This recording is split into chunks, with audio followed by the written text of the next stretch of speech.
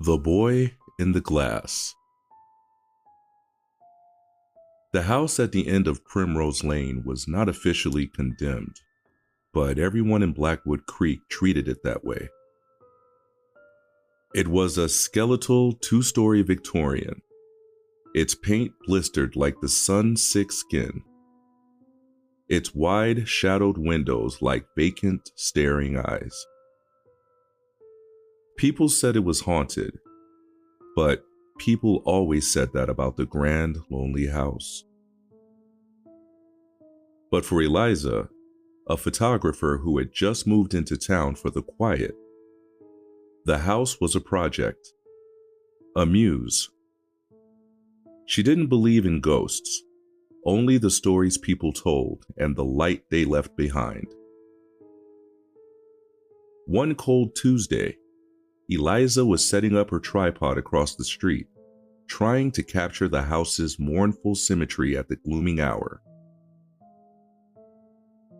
The light was bruised purple and gray, perfect for the mood.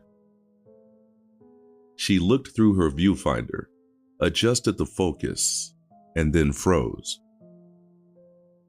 In the second-story window, the one above the porch, was a boy.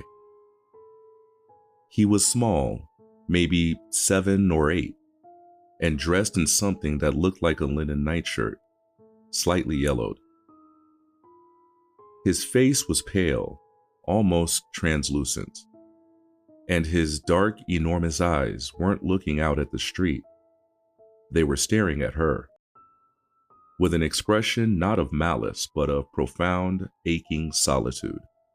Eliza's heart gave a panicked, visceral lurch. The house was supposed to be empty. The locks were rusted shut. She whipped the camera away from her eye, expecting the boy to be gone, a trick of the falling light. But he was still there, motionless. He was so still that he seemed like less of a child and more like a detailed charcoal sketch drawn directly on the pane of glass. Taking a deep, shaky breath, she raised her hand and gave a tentative, almost pleading wave. The boy did not wave back. He did not move a muscle. Then, slowly, his lips parted. He didn't speak. He just pressed the tips of his fingers against the inside of the glass, creating 5 faint, ghostly circles in the dusty pane.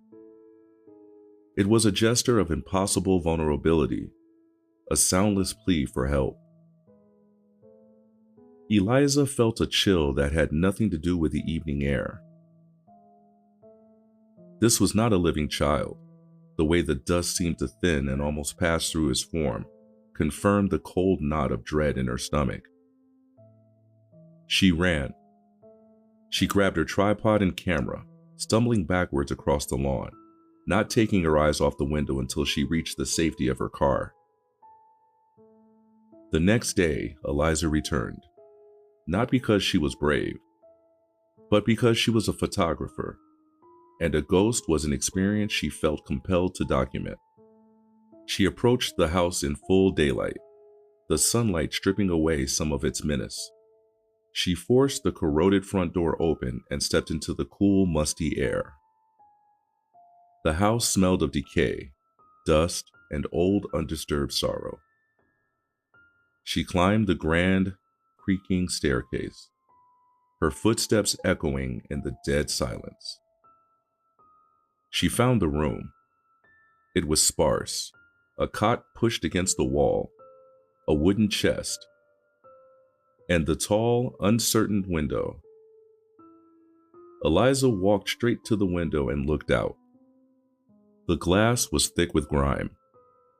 She reached up and, with a shudder of recognition, traced the 5 faint concentric marks, not on the inside dust as she had thought, but etched into the outside of the ancient pane. Scratches worn deep over time and exactly the height a small boy's hand would reach. She knew then that the boy she had seen was not a fleeting vision, but a residual imprint of a very long ago grief.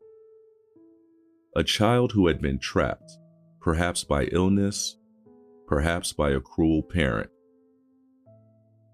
and who had spent his final days pressing against the only barrier between him and the world, yearning to be free. Eliza turned to leave, but before she did, she spoke into the silent, stagnant air. "I see you," she whispered, her voice husky. "You don't have to wait anymore." She went home and never took a picture of the house again.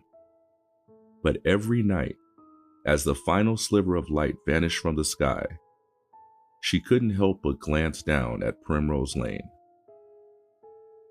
And sometimes, just for a second, she would see a faint, white blur in that upper window.